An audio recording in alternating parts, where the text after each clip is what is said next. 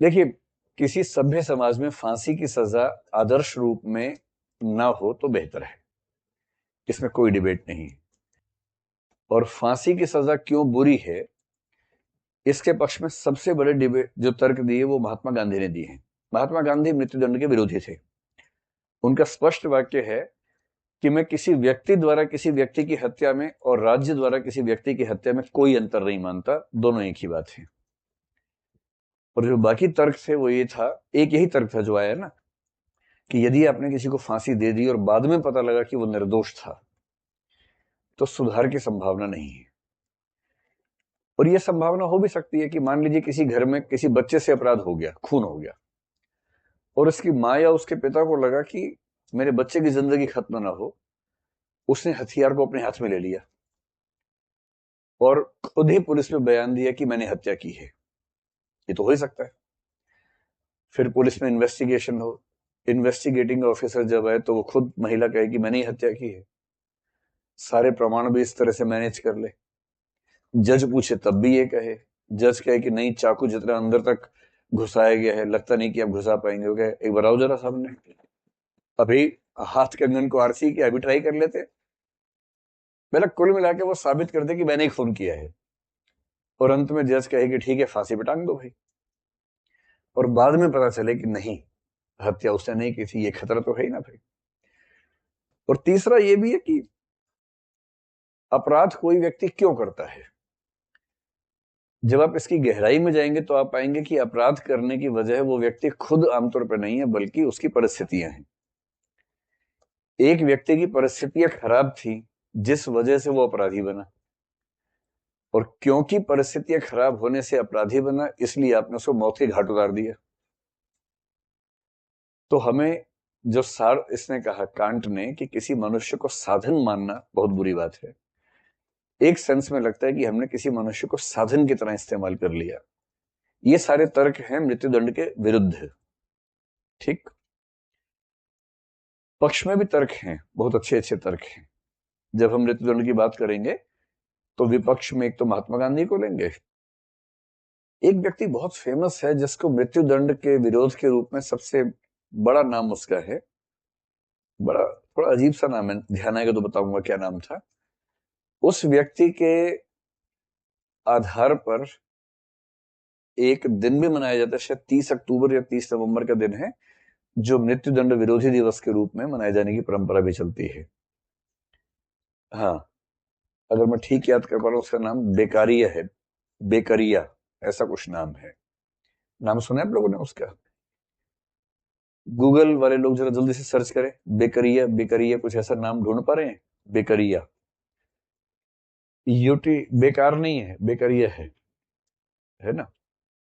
उस व्यक्ति को मृत्युदंड का सबसे बड़ा विरोधी दुनिया भर में माना गया है, और महात्मा गांधी के आर्गुमेंट्स और उसके आर्गुमेंट्स काफी हद तक मिलते जुलते हैं। मिला भाई आप लोगों को? गूगल एक्सपर्ट कौन कौन है? कौन सा, किस दिन? 10 अक्टूबर को, हाँ, किसकी याद में मनाते हैं वो देखो। ओहो, मृत्युदंड विरोधी दिवस 10 अक्टूबर को है भाई। वो जिसकी याद में है ना, मैं उसी का नाम ढूंढ रहा हूँ। वो उसी उसी व्यक्ति की स्मृति में उसको मनाते हैं। केसर नहीं, सीसर है। सीसर बेकरिया, हाँ, सीसर बेकरिया, ये उस व्यक्ति का नाम था। केसर कैसे हो सकता है यार? सीसेर, सीसेर बेकरिया उसका नाम था। तो ये व्यक्ति मृत्युदंड के विरोध में सबसे बड़ा चिंतक दुनिया भर माना गया है। इसी की स्मृति में मृत्युदंड विरोधी दिवस मनाने की परंपरा है। लेकिन ये सारी बातें कहने के बावजूद यदि आप मुझसे पूछेंगे तो मैं कहूंगा मृत्युदंड एक सही व्यवस्था है, जिसके लिए हमारे सुप्रीम कोर्ट ने बड़ी अच्छी बात कही है कि रेयरेस्ट ऑफ रेयर केसेस में इसका प्रयोग होना चाहिए। रेयरेस्ट ऑफ रेयर का मतलब विरल में से भी जो विरलतम मामले हैं। और विरलतम मामले कौन से हैं? सुप्रीम कोर्ट ने कहा है, एक तो वो जिसमें जरा सा भी संदेह ना हो कि अपराधी ये व्यक्ति है या नहीं। एक तो ये एकदम स्पष्ट होना चाहिए, अकाट्य प्रमाण होने चाहिए, तब किसी को हम मृत्युदंड दें। दूसरा, उस व्यक्ति के अपराधी बनने की प्रक्रिया में परिस्थितियों की भूमिका ज्यादा ना हो, बल्कि उसकी रुचि, उसका शौक, उसका अभ्यस्त हो जाना केंद्र में हो। तीसरा, अपराध इतना जघन्य हो कि उस अपराध के लिए मृत्युदंड नहीं देना अपने आप में किसी और के लिए बहुत घातक हो सकता हो। इन सब कसौटियों को देखते हुए यदि हम किसी को मृत्युदंड देते हैं तो ठीक है। जैसे इस केस में ये जो 4 या 6 लोग थे, 6 में से एक तो बच गया क्योंकि वो छोटा था।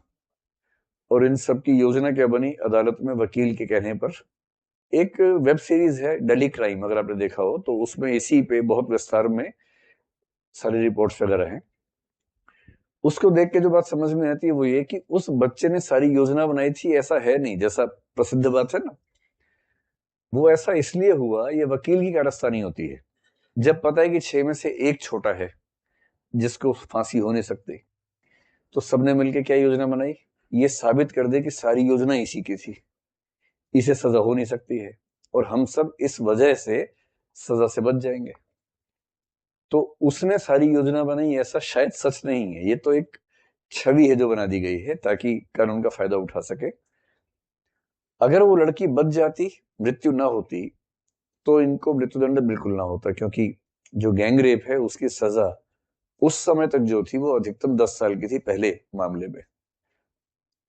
लेकिन उस लड़की की मौत होते ही ये मामला हो गया गैंग रेप प्लस मर्डर का हो गया, जिससे मृत्युदंड हो सकता था। तो फिर जब मामला इतना हाई प्रोफाइल हो जाता है, फिर जुडिशरी भी दबाव में रहती है। तो मृत्युदंड हुआ 4 को, एक ने आत्महत्या कर ली। अब देखो सीधी सी बात है, अगर आप ज्यादा गहराई में जाएंगे तो आपको उन पर दया भी आएगी, गुस्सा भी आएगा, दोनों बातें आएंगी। गहराई में नहीं जाएंगे तो केवल नफरत कर सकते हैं, और जो व्यक्ति केवल नफरत कर रहा है इसका मतलब वो उतनी गहराई में जाने को तैयार नहीं है। नफरत करना आसान ऑप्शन है, हम सब करते हैं, करने भी चाहिए ऐसे लोगों से। और थोड़ा और गहराई में जाएंगे तो आप ये भी समझेंगे कि समाज में किसी खास वर्ग के लोगों में इस तरह की ज्यादा टेंडेंसी अगर दिख रही है तो इसके पीछे सामाजिक आर्थिक परिस्थितियां भी कहीं ना कहीं मौजूद होती हैं। और फिर ये भी लगता है ना कि ऐसे कितने कृत्य होते रहते हैं, उनमें से संयोग से एक केस पकड़ में आ गया, उन 4 को हमने टांग दिया, बाकी तो हजारों घूम ही रहे हैं जो पकड़ में नहीं आए। इन सब बातों को सोच के फिर ये भी लगता है कि हो सकता है आगे चल के वो सुधर जाते। सुधरने का स्कोप इस मामले में हम नहीं मान के चल रहे हैं, क्योंकि इस समय देश की अंतरात्मा पर जो घाव है उस पर मलहम लगाना जरूरी है। उस मलहम के लिए 4 लोगों को टांगना जरूरी है, तो टांगा जा रहा है। तो इससे ये ना समझे कि मैं विरोध में हूं, मैं सिद्धांततः इस फांसी के समर्थन में हूं, पर ऐसी घटनाओं को देखते समय मुझे खराब लगता है। जिस समय किसी फांसी होती है उस समय मुझे थोड़ा सा अजीब सा लगता है, सामान्य बात है। लेकिन हाँ, अगर आप मुझसे पूछेंगे सिद्धांततः मैं इसके समर्थन में हूं या विरोध में, तो वैसे मामलों में फांसी हो, मैं इसके समर्थन में हूं।